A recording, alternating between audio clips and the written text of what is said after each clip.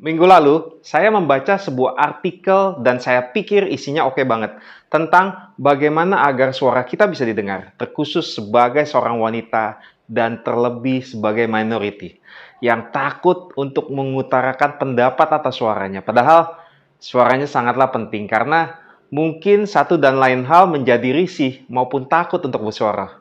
Oke, kita mulai.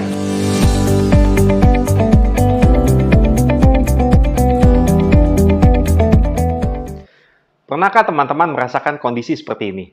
Mendengarkan kerja Anda berbicara sampai mungkin 1 jam lebih di dalam sebuah meeting. Ketika kita mengutarakan ide, orang lain tidak memberikan perhatian.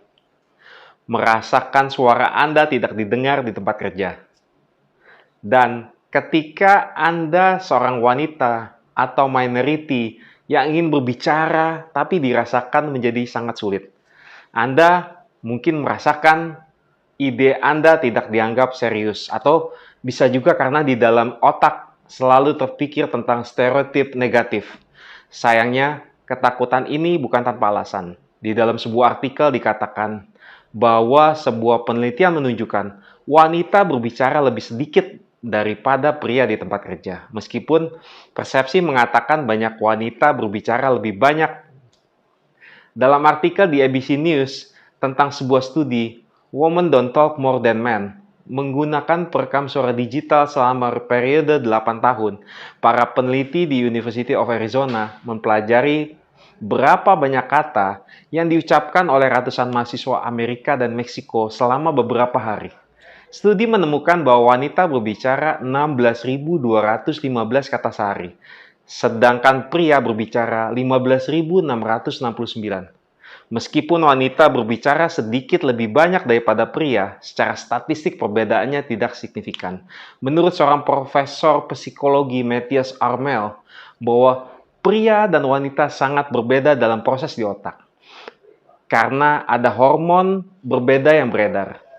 Terlepas dari perbedaan tersebut, menurut Mel, jumlah yang mereka komunikasikan tetaplah sama. Profesor Mel terdorong untuk mempublikasikan hasil studinya setelah sebuah statistik yang dilaporkan secara luas oleh media pada musim gugur, di mana dikatakan bahwa pria hanya berbicara 7.000 kata dalam sehari, sedangkan wanita berbicara 20.000 kata dalam sehari.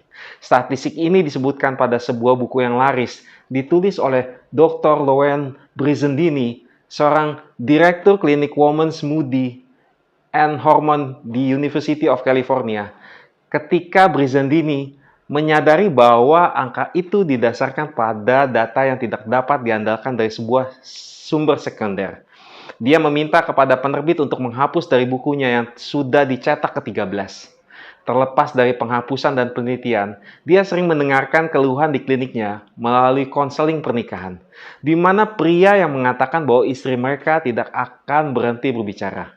Tapi bukan berarti wanita ingin berbicara lebih banyak menurut Brizendini.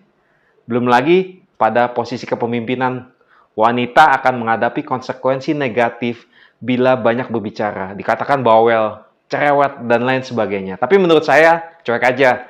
Jangan berhenti bersuara bila itu penting dan berguna.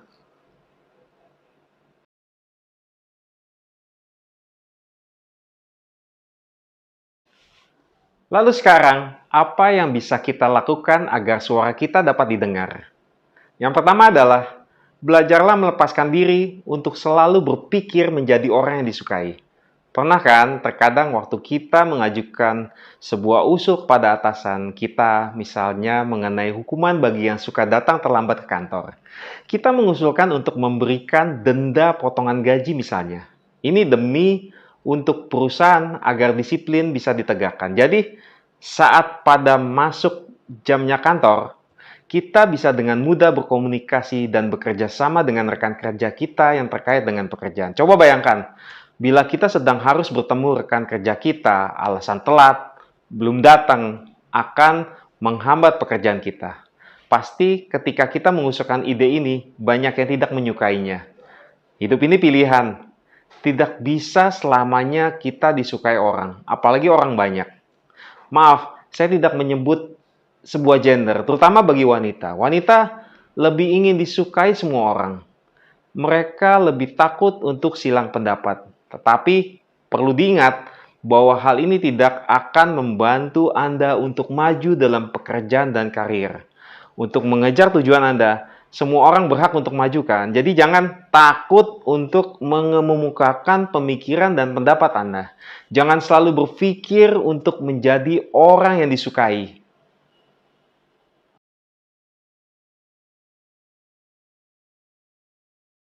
Kemudian yang kedua, harus benar-benar paham apa yang akan kita katakan dan kapan kita akan menyampaikannya.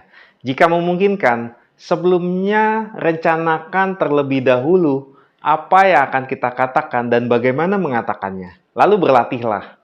Mengucapkan pesan dengan lantang, membuat kata-kata yang dikeluarkan dari mulut kita begitu mantap, serta membantu menambah kepercayaan diri. Lalu, jangan lupa tentang penolakan.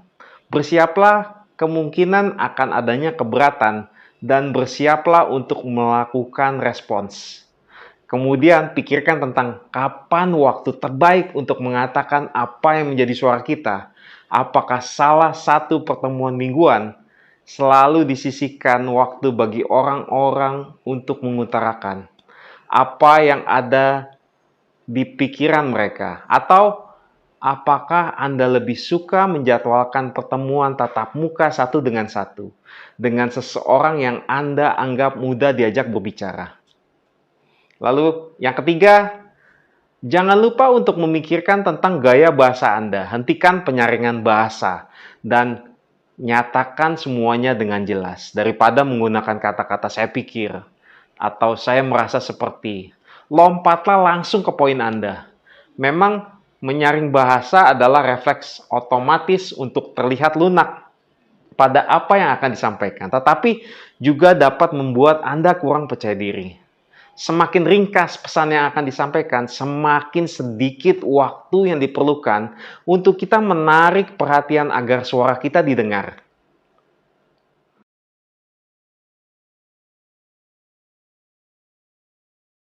Yang keempat adalah pertimbangkan cara Anda mengirimkan suara tersebut. Eloise Eonet, seorang pakar komunikasi, mengatakan bahwa 99% dari cara dapat didengar bukanlah apa yang Anda katakan, tetapi bagaimana Anda mengatakannya. Tindakan fisik seperti kontak mata, gerak tubuh, postur tubuh, elemen vokal seperti volume, nada, kecepatan akan mempengaruhi cara seseorang mendengarkan pesan kita. Misalkan saat kita menyampaikan sesuatu dengan nada pelan atau nada tidak yakin, hal ini layaknya seperti Anda meminta izin, bukan menuntut untuk didengarkan. Yang kelima, kita bisa membangun hubungan strategis. Jika ada kolega yang masukan dan pendapatnya selalu dihormati dan dengan siapa kita merasa nyaman berbagi ide, ada baiknya mengenal mereka lebih baik, sehingga mereka akan mendukung.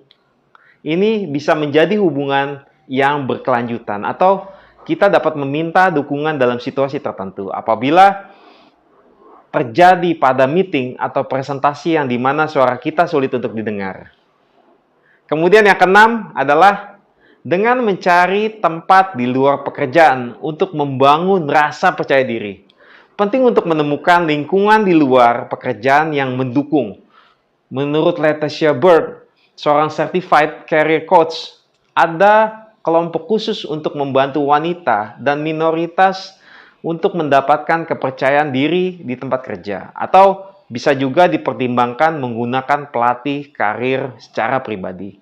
Atau peluang lain untuk melatih keterampilan komunikasi dan membangun kepercayaan diri. Ingatlah, keyakinan tidak datang dalam semalam, ucap Bird.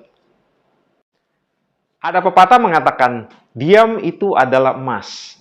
Ada lagi pepatah mengatakan, terkadang diam itu lebih baik daripada berbicara tapi tak dihargai, tak dianggap ada.